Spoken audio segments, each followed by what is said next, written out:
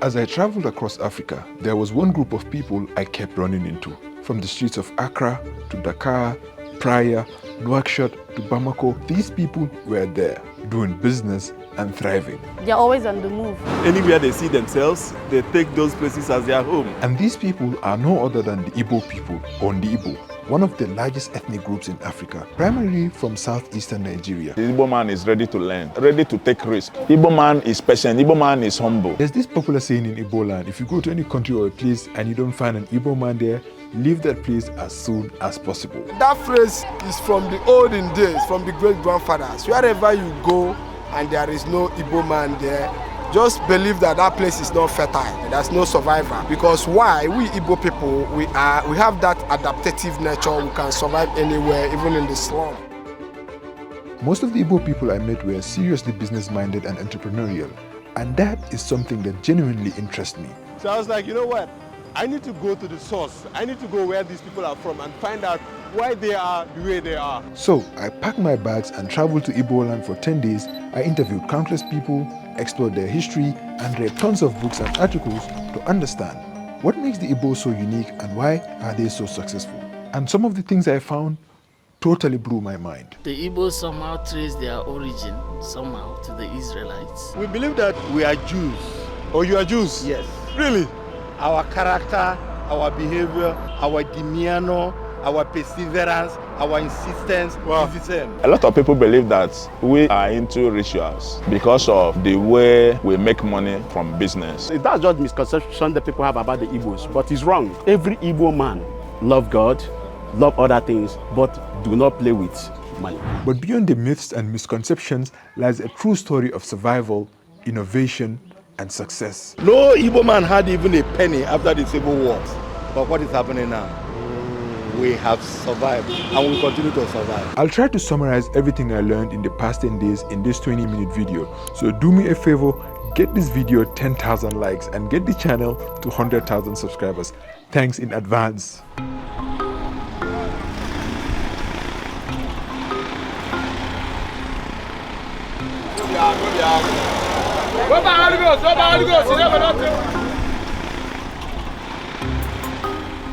They say the past shapes the present and defines the future.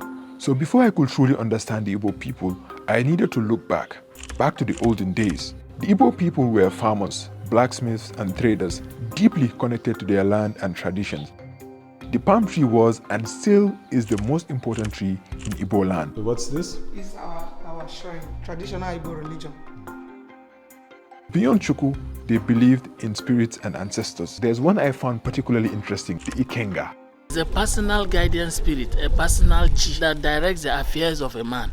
Once you get to the stage of being a man, you have your Ikenga prepared for you. In the morning, you pay libation and he directs your affairs. You're a hunter, he tells you exactly when to go. Others might get into that bush and wouldn't get anything, but you just go in there, you come out with your game and all that. You're a farmer, when to farm, when to weed, when to harvest. And during our forefathers' time, they don't have security, they don't have gates. If they have any important thing to keep or safeguard, they'll bring it to the shrine. Nobody will come and take it. Nothing will happen to it. From how they settled disputes to how they earned their living, everything was spiritually guided. Everything had meaning. But as time passed, colonialism, religion, and modernization reshaped their identity. These things worked. It really worked, for our forebears and all that. And it's still working for those who still believe in it.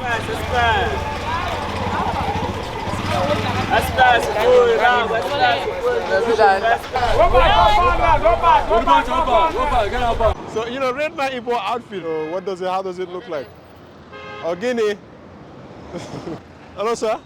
What is Ogini? What is wrong? Oh, what's the matter? Oh, okay. So today I'm from Gambia, right? Okay, the Gambia. Yes, I'm from the Gambia. So is there anything you can tell me about Igbo people? Money seems to be very important part of Igbo. Why not? Since we don't have power. It's only that money that will make you belong. They have schemed us out of Nigerian politics. So the only way you can survive is if you have the financial strength. If there's one thing that defines the Igbo people, it's business and money. And in order to fully understand the Igbo money and business mindset, I had to go to the heart of it all Anambra State. This is the business and industrial capital of Igbo land.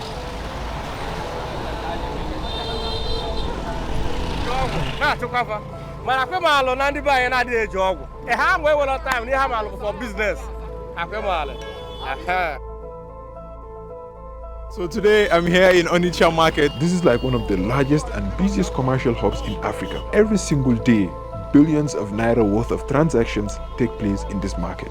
Onitsha has been a major trading post since pre-colonial times, attracting merchants from across West Africa because of its location along the Niger River.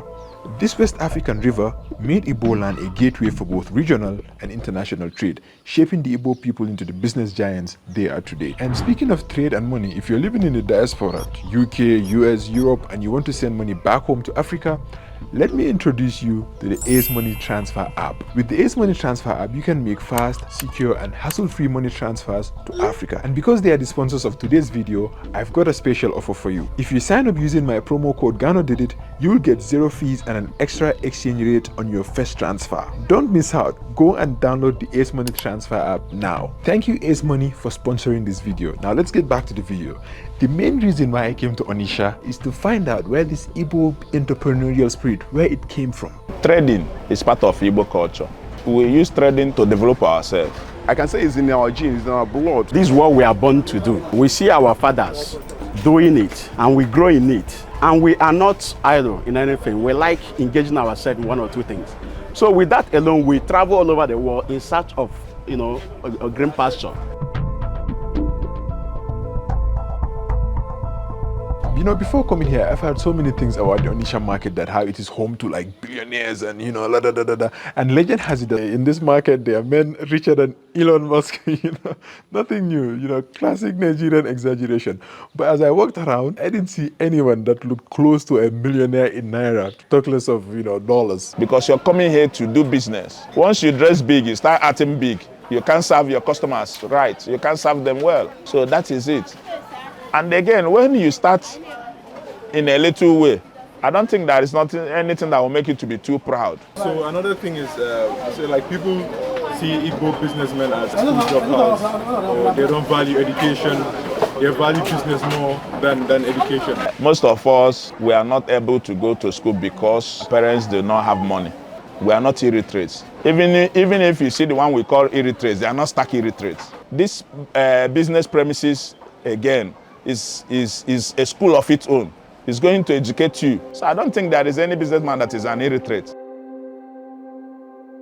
While I was blown away by the scale of business and volume moving here, there was something that I wasn't very impressed about: the disorganization. The market is overcrowded, chaotic, and incredibly difficult to navigate. If you're not Igbo, I honestly don't know how you'd survive in this environment. Because the people here are so laser focused on making money that they ignore basic human needs like comfort and organization. And yet somehow in the midst of the madness, they thrive. I think this is the Igbo way, right? Hustle, adapt, succeed, no matter the odds. A work that you think that cannot feed you, an Igbo man will use it to feed his family and be a big man. There's another adage we are equally used to: throw me to the wolves and I will come back leading the pack.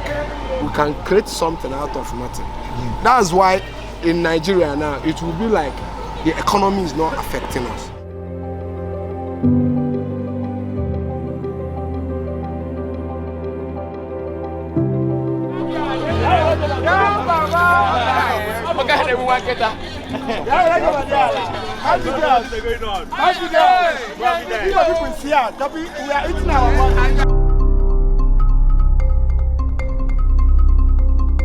I was always fascinated by the Igbo traditional leadership. I had seen them countless times in movies, and now that I was in Igbo land, I wanted to see it firsthand.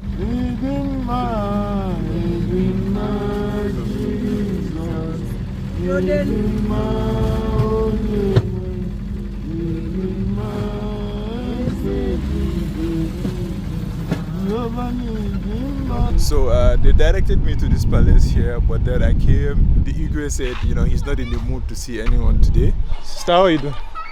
Do you know how to get to Igwe Nnaji, the palace?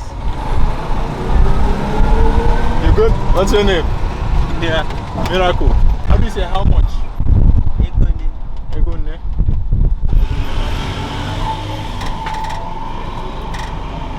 So I came at a second palace as well, but then the Igwe is out, right?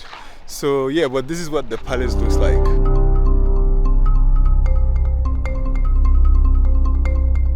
And since I'm unable to meet any Igwe, let me just get food, right?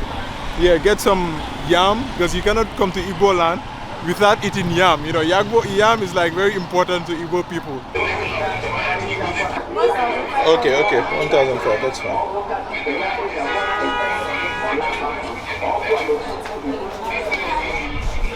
And egg sauce, then plantain and beef. Okay. It's 2,200. Let me use my hand. No, I've washed it already.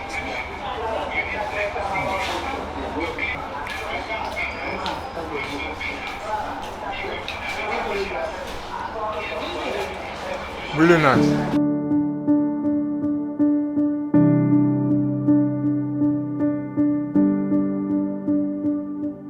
There's another thing I discovered in Igbo land that truly fascinated me.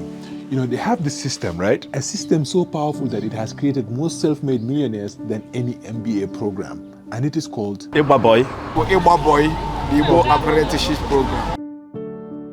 There's this saying in Igbo land, "Onyagara wanne." Anything that you do and you're successful in it, you bring your brothers from the village. We don't hide things from our brothers. We have this brotherly love. That is it. And that is how Igbos are developing themselves in business. This is how the Igbo apprenticeship system works. A young boy, sometimes as young as 10 or 12, is sent to live and work with a successful businessman. For years, he learns everything, not just about the trade, but about discipline, negotiation, and survival in the marketplace. But this apprentice isn't paid a salary.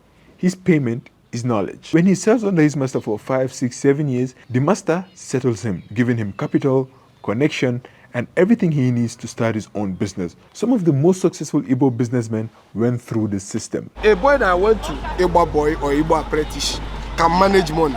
If you give him 30,000 naira, he knows how to handle it. But the person that went to school doesn't know anything about finances. That's why at times they end up working for people that went for Igbo boy. All these big hotels you are seeing here, majority of them didn't go to school. And they will not employ you that has the first class in accountancy to come and work for them. I've been in one hotel around, I won't call name. When I said I want to see the Oga, I want you guys to say, Oga, please, I'm not hearing English. Just, how much do you want? All this English, I'm from Abuja, this one, I don't need it. I'm not hearing it. What I hear is money. Look, everything here is hustle, man. You see, this guy has his own bridge. They are making some money, you know. Yeah, how much? If I want to cross, how much? But even in Lagos or in Kano as well, I was there. A lot of the places that you go, you'll see a lot of like beggars, right, in the streets, people begging. But here, I mean, you see some people begging, but you don't. It's not like you don't see that. You don't see people begging. Why is that? We Igbo, man, we have pride at ego. I will be like, hey, Ibrahim has known that I don't have money today. Why should I even beg Ibrahim for money? My ego is at stake. My demons are fighting me. That's why you see an average Igbo man, he go die of hunger, he no go beg person. Another special thing I notice in Igbo land is that no matter how successful they become outside, they never forget home. I saw beautiful, massive houses, massive mansions in remote villages, right?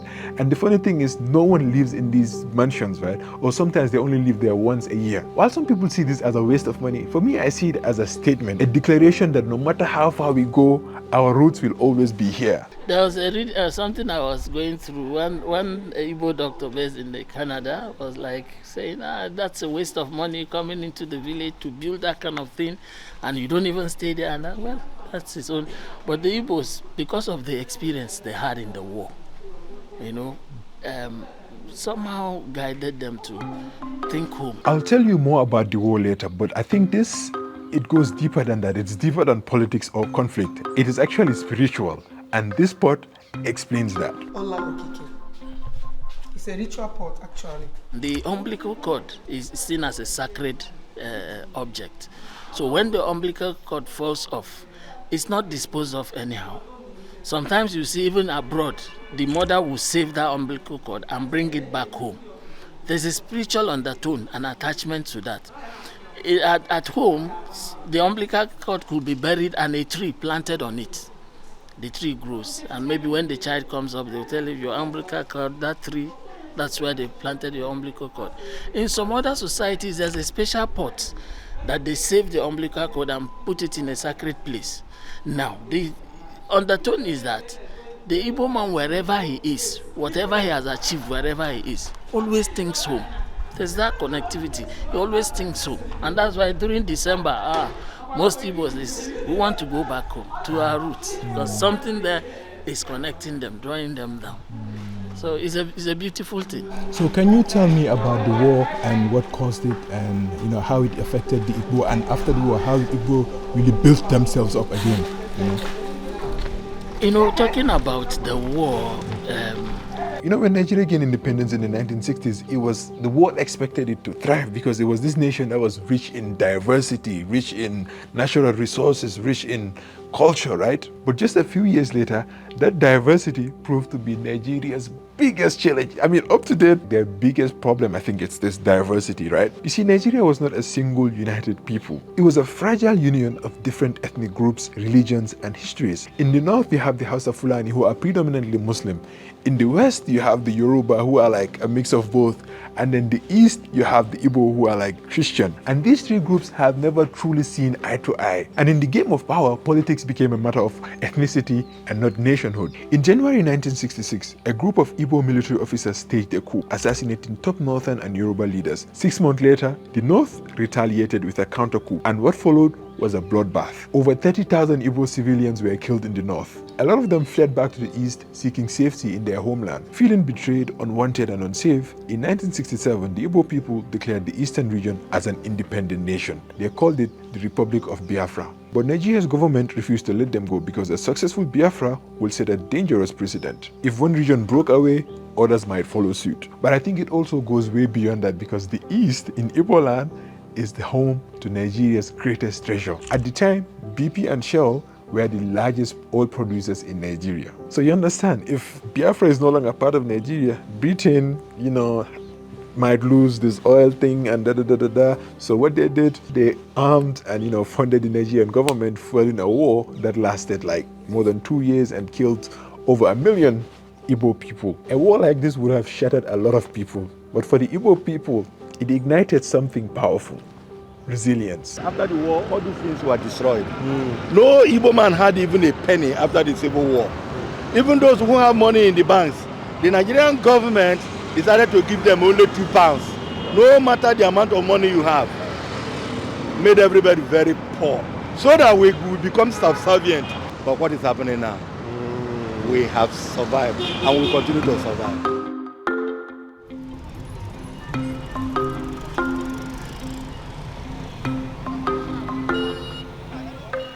This place, it is the industrial powerhouse of Igbo land. Nkwanyewe market is the largest in motorcycle spare parts in the West Africa. We are manufacturing everything, even a human being. We are preparing you. We have 3 spare parts: motor parts, machine parts, and plant parts. Plant parts. That's what I was thinking. What was that one? Up front, come and deliver Biafra. Trump, very good Biafra.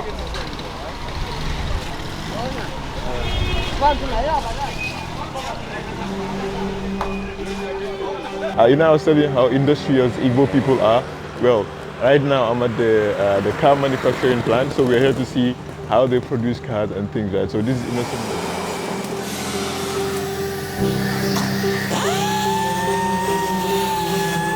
IBM, for short, is the only indigenous car manufacturing company in Nigeria. Innocent Motors is founded by Dr. Innocent Chukwuma, an Igbo entrepreneur born right here in Anambra. Guess what? He's also a product of the popular Igbo boy, the popular Igbo apprenticeship system. At Innocent, I saw firsthand how cars are made, from sedans to SUVs, buses to military vehicles. They even make electric cars, really, really nice. Look at this. Made in Nigeria, made by Nigerians. And then we have an academy here too that runs different programs, auto mechanics, fabrication, painting, everything has to do with vehicles. Yeah. It's open to anybody anyway, not just people from Nnewi or Anambra State. Anybody, whether you're a Nigerian or even a foreigner, you can come and enroll.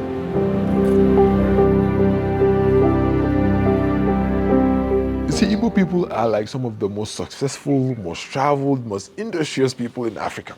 But you see, one thing became clear. You see, the same reasons that people admire them for are like the same reason why they're being resented or a target of suspicion. The Igbos are more or less the type of people whose desire is mainly to dominate everybody. If they go to a village, to a town, they want to monopolize everything in that area. The Igbos somehow trace their origin somehow to the Israelites.